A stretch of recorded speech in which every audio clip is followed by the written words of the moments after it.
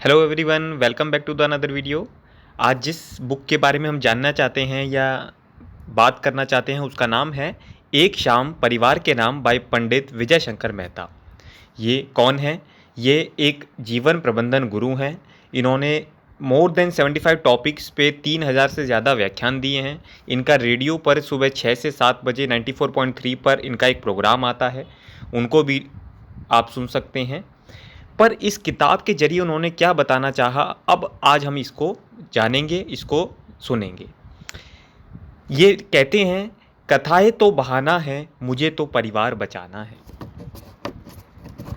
सब कुछ होगा पर परिवार के हाथ ना खो बैठे हम। हमने अमेरिका का मॉडल कहीं न कहीं अपना लिया है, ऐसा इनका कहना है। और हम भी कहीं न कहीं अपने सोसाइटी, हमने अपने समाज में देखते हैं कहीं न कहीं ये सब चीज़ें होते हुए, कि कहीं न कहीं हमारे जो परिवार का ढाँचा है वो कहीं न कहीं ध्वस्त तो नहीं हो गया। टूटन और बिखराव की ध्वनि परिवारों से निकलने लगी है, ऐसा इन्होंने बताया है। और कहीं न कहीं ये हम भी महसूस करते हैं, आप और हम लोग भी महसूस करते हैं। इसीलिए ही तो इस तरीके की किताबें लिखने के लिए वो भी बाध्य हो गए कि नहीं, मुझे इस तरीके के टॉपिक के ऊपर कोई किताब लिखनी चाहिए। इन्होंने किताब के अंदर बताया है। देखिए, मैं ज़्यादातर बुक का जब बताता हूँ तो शायद उनके अंदर की इतनी ज़्यादा डिटेल में नहीं बताता, जिससे मैं चाहता हूँ कि आप भी उस किताब को पढ़ें। इस किताब को भी आप लेकर पढ़ेंगे, पर मैं आपको इस के लिए जानबूझकर वो चीज़ें बता रहा हूँ जिससे कि आपको एक बर्ड आई व्यू पता चल जाए कि इस किताब के अंदर किस विषय में वो बात करना चाह रहे हैं। उनका जो बिल्कुल कोर एरिया है वो है परिवार। कहते हैं, परिवार को अगर बचाना है तो 4 बातें ध्यान रखनी होंगी। भूषा क्या हो, पहला। दूसरा, भाषा कैसी हो। तीसरा, भोजन। और चौथा, भजन। हर एक टॉपिक के ऊपर इन्होंने अलग अलग से, आप जैसे देख पा रहे हैं अब, भूषा, भाषा, भोजन, भजन, इस पे अलग अलग तरीके से उन्होंने पूरा अपना व्याख्यान, अपनी बातें और बहुत ही सुंदर तरीके से बताई हैं। इन्होंने बताया कि हमारे 4 ग्रंथ बहुत ही महत्वपूर्ण हैं हमारे लिए। अब आप कहेंगे 4 ग्रंथ कौन कौन से? पहला, महाभारत। तो महाभारत से हम क्या सीख सकते हैं? उन्होंने बताया कि ये हमें रहना सिखाता है। दूसरा, गीता। गीता क्या? गीता क्या किया जाए वो गीता से हमारे को सीखने को मिलता है। रामायण। रामायण से हमें पता चलता है कि जीना कैसे है। और भागवत हमें मरना सिखाती है।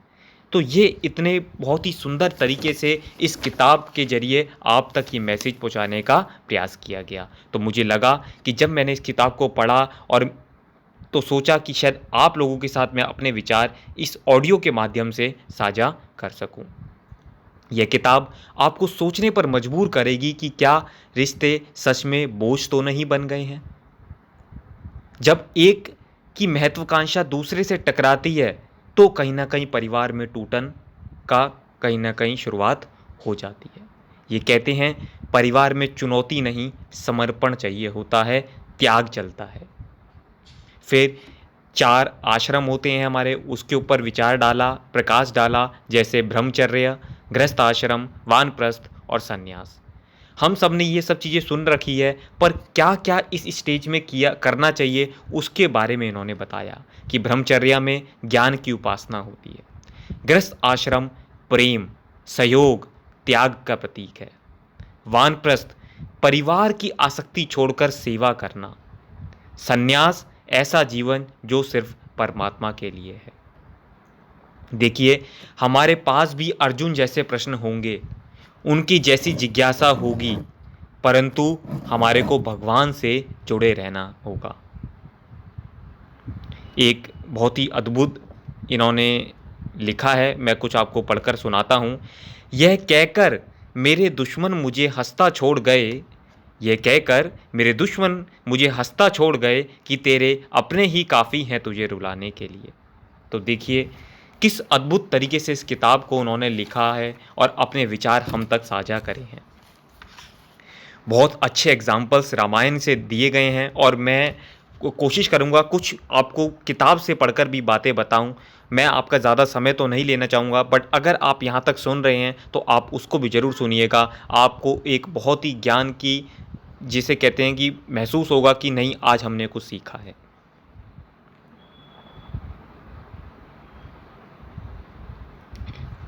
चलिए मैं आपको बताता हूँ कुछ। जैसे सास, बहू और बेटा, इस त्रिकोण ने कई घर तोड़ दिए। यह तीनों ने ही समझ से काम लिया। उन्होंने एग्जाम्पल दिया। सीता जी ने तर्क दिया कि बिना पति के किसी पत्नी का कोई सुख नहीं मिल सकता। ऐसा तब कहा था उन्होंने जब श्री राम जी को वनवास के लिए पिता ने आज्ञा दी थी और वो चलने को तैयार थे, तो सीता जी ने बोला था कि मैं भी आपके साथ चलूँगी। तो क्या कौशल्य जी को उनको रोक देना चाहिए था? क्या वो उनके आगे बाधा बन सकती थी? उसके बारे में हम विचार करते हैं और आगे बढ़ते हैं। मुझे इनके साथ जाने में ही सुख और गौरव है। कौशल्या जी समझ गईं कि सीता जी जाना चाहती हैं। अगर कौशल्या जी अड़ गई होती तो जिस रघुवंश को आज हम पूज रहे हैं, संभवतः ऐसा नहीं होता। तीनों लोगों की आपसी समझ ने एक वंश को आज तक गौरव प्रदान कराया हुआ है। देखिए कहीं ना कहीं कि हमारे घर में भी सास, बहू और बेटा इस तरीके का त्रिकोण बनता है, पर क्यों ना हम इस तरीके से उदाहरणों से सीखें और क्यों ना हम इसे अपने परिवार में भी लागू करने का प्रयास तो कम से कम जरूर कर सकते हैं।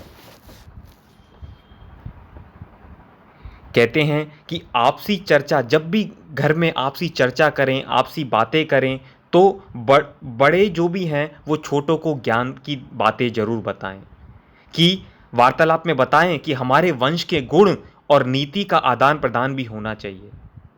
वरना नई पीढ़ी के बच्चे जान ही नहीं पाते कि जिस वंश से हम जुड़े हुए हैं उसके पूर्वजों के क्या गुण और क्या नीतियां थीं। बहुत ही सुंदर तरीके से लिखा कि क्या था श्री राम के पास, लेकिन जंगल में मंगल बना लिया, क्योंकि रहने का तरीका ऐसा था और हम अपने परिवार में सब कुछ होने के बाद भी मंगल को जंगल बना लेते हैं। क्या कमी है हमारे घरों में, परिवारों में? डिनर सेट है, सोफा सेट है, इंटरनेट है, पर फिर भी आदमी अपसेट है। आज कंक्रीट के जंगल हो गए हैं घर।